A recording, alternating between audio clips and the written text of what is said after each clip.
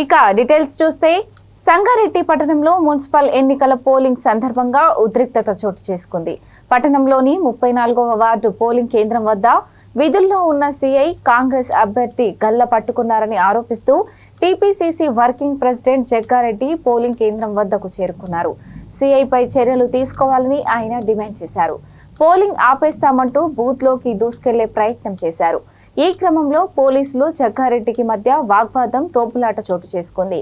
BRS అభ్యర్థి rigging కు CI సహకరిస్తున్నారని Jaggareddy మండిపడ్డారు. సీఐని సస్పెండ్ చేయకపోతే ఎన్నికలను బహిష్కరిస్తామని హెచ్చరించారు. తెలంగాణలో మున్సిపల్ ఎన్నికల పోలింగ్ నేపథ్యంలో పలు చోట్ల ఉద్రిక్తతలు చోటు చేసుకున్నాయి.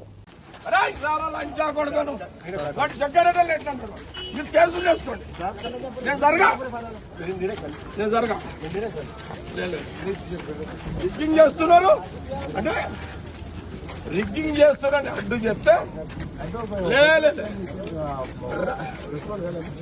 లేదు సీఎస్ గారు అడ్డు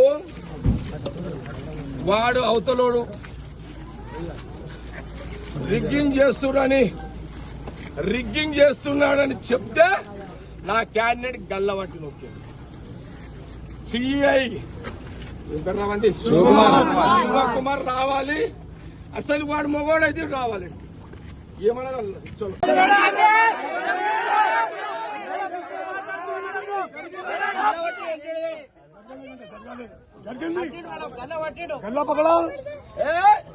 సిఐ నాకు తెలుసా, పోలీసు నాకు తెలుసు, సిఐ టీఆర్ఎస్ లో వచ్చేదాకాడు నాకు తెలుసా.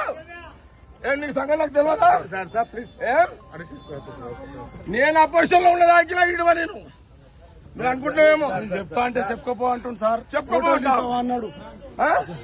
అంత పెద్ద తీసుకోవాలి కాదు వాళ్ళు. సినిమాని అరవైనా ఇదేమన్నా ఎంత మంచిదా.